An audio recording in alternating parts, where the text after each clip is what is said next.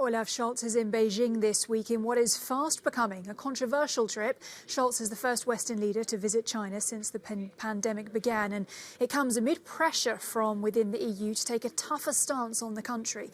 But the German Chancellor is travelling with a delegation of business leaders, leading many to question his intentions behind the trip.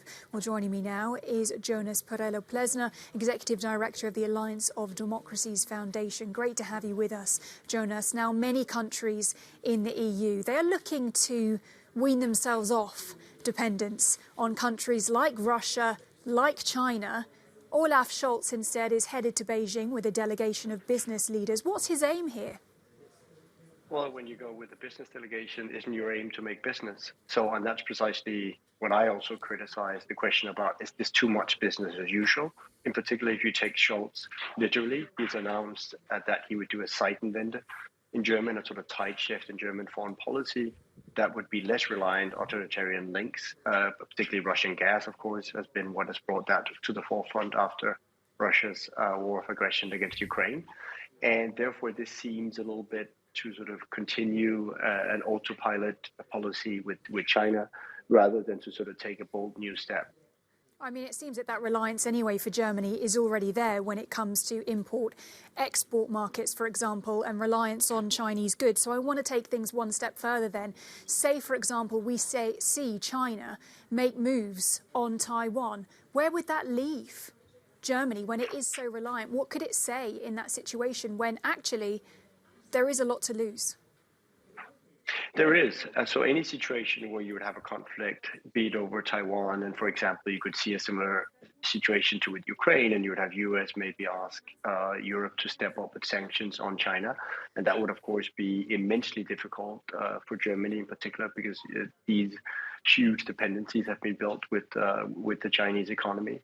And that's precisely the sort of things that Scholz has to think about, both from a risk perspective of his German businesses, but also from a broader European perspective of how do we safeguard our interest in a world where autocracies such as Russia, but also China, have shown willingness to use power, shown willingness to use economic links for to sort of make democracies vulnerable. So what do you think then the German Chancellor's aim here is? Is he naive in doing this, or quite the opposite? One could almost accuse him of some arrogance in thinking that he can outsmart Beijing. Which one is it? When other EU countries are saying we need to wean ourselves off this dependence? To be a bit sort of then fair maybe to him, it's a bit of both, because Chancellor Scholz published an op-ed just before leaving for Beijing, where he was precisely trying to argue against all of this, saying this is not business as usual. I come with critical messages. I know that we need also to change some of our dependencies on China, but we still need to talk to China. And then he said we cannot decouple completely from China, which is kind of a bit of a reframe from the old policy. So I do think the German government might be particularly more pushed by the foreign minister, Baerbock, and the economic minister, gain its mojo to sort of push a policy on this. But from Scholz, it doesn't look like he's going to be the main driver.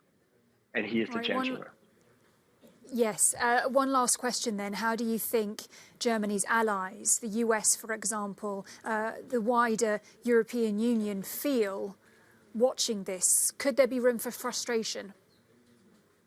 I think a bit of that. I mean, we've seen the Franco-German relationship being strained, not just because of this, but also that Macron in 2019, he offered the opportunity for Chancellor Merkel to join in the meeting, a joint meeting sort of between France and Germany. They included the president of the Commission at that time, Juncker, and I think he would have rather have seen something similar, that the first kind of visit to China could have been a joint one with sort of joint messages, and where this one is very much a bilateral one, is very much one based on business, and therefore could end up looking to all of us very much as business as usual. We'll see if ultimately it pays off. Jonas Plesner, Executive Director at the Alliance of Democracies Foundation. Great to have your thoughts. Thanks for coming on. Thank you.